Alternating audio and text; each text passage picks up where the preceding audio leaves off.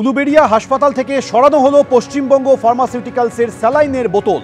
গতকাল পর্যন্ত ওই স্যালাইন প্রসূতিতে দেওয়া হয়েছিল, কিন্তু জেলা স্বাস্থ্য দপ্তরের নির্দেশের পর আজ বিভিন্ন ওয়ার্ড থেকে সেই স্যালাইন সরিয়ে দেওয়া হলো। রেখেছি সেই ছবি আপনাদের সামনে।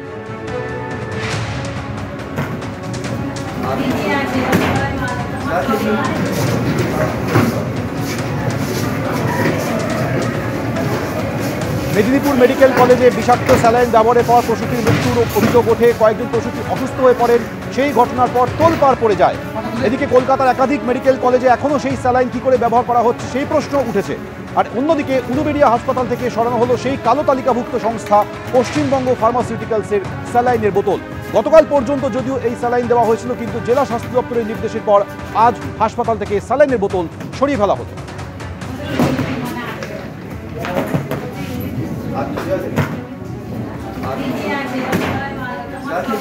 সুনীত হালদার আমাদের সঙ্গে এই মুহূর্তে রয়েছে, আরো বিস্তারিত বলবে। সুনীত, হাসপাতাল কর্তৃপক্ষ কি বলছে?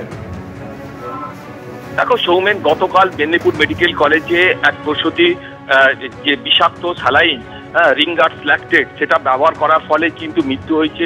এইরকম অভিযোগের পর আর পশ্চিমবঙ্গ সরকার তদন্ত কমিটি গঠন করে এবং তদন্ত শুরু করে। এর প্রেক্ষিতে আজকে হাওড়া জেলা স্বাস্থ্য দপ্তরে একটা নির্দেশিকা আসে এবং তার প্রেক্ষিতেই কিন্তু উলুবেড়িয়া যে হাসপাতাল, উলুবেড়িয়া মহকুমা হাসপাতাল, সেখান থেকে কিন্তু যে যত রিঙ্গার্স ল্যাকটেট যে স্যালাইন আছে সেগুলোকে কিন্তু সরিয়ে দেওয়ার নির্দেশ দেওয়া হয়। এবং এরই প্রেক্ষিতে কিন্তু আজ দেখা যায় যে সেখানকার যারা কর্মচারী এবং যারা নার্স তারা বিভিন্ন ওয়ার্ড থেকে ওই স্যালাইন কিন্তু সরিয়ে দিচ্ছেন। এবং যেটা দেখা গেছে, এবং ওই হাসপাতালে ভর্তি হওয়া রোগীর এক আত্মীয় জানিয়েছেন গতকাল তার পেশেন্ট ওখানে ভর্তি হয়, সেখানে ওই পশ্চিমবঙ্গ ফার্মাসিউটিক্যালের তৈরি যে আরএল যে স্যালাইন সেটা দেওয়া হয় এবং তার অবস্থার অবনতি হয়। এবং এই অবনতি হওয়ার কারণেই তাকে অন্য হাসপাতালে রেফার করার জন্য তিনি আজকে আবেদন করছেন। এবং এরপরই কিন্তু হাসপাতালের যে নির্দেশিকা আসে সেখানেও কিন্তু প্রেক্ষিতে কিন্তু আজকে ওই স্যালাইনগুলোকে সরিয়ে দেওয়া হয়। তার বদলে কিন্তু পশ্চিমবঙ্গ যে ফার্মাসিউটিক্যালের এনএস অর্থাৎ নর্মাল স্যালাইন সেগুলো কিন্তু ব্যবহার করতে দেখা গেছে।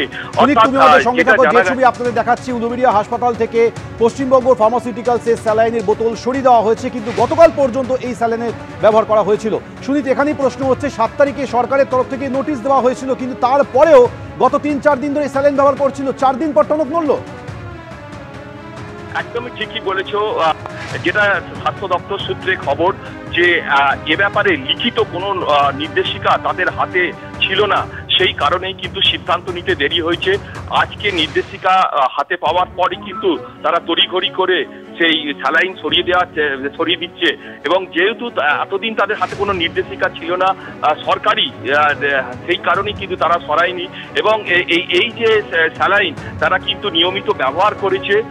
যদিও অন্যান্য কয়েকটি হাসপাতালে, যেমন হাওড়া হাসপাতালে দীর্ঘদিন এই স্যালাইন ব্যবহার করা হয় না বলে স্টকে কিন্তু প্রচুর এই জমে গেছে। প্রায় 5000-এর মতো স্যালাইন কিন্তু স্টকে রয়েছে আরএল।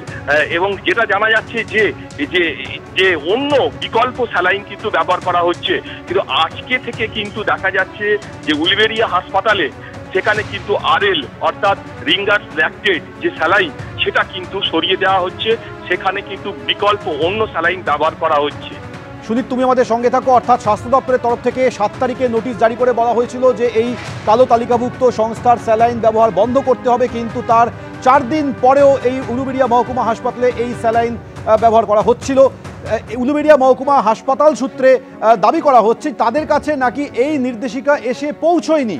আজ যখন জেলা স্বাস্থ্য আধিকারিকের তরফ থেকে এই নির্দেশিকা আসে, তারপরই তারা তড়িঘড়ি পদক্ষেপ করেন এবং এই স্যালাইনের বোতল উলুবেড়িয়া মহকুমা হাসপাতাল থেকে সরানো হয়েছে। সেই ছবি আপনাদের দেখাচ্ছি।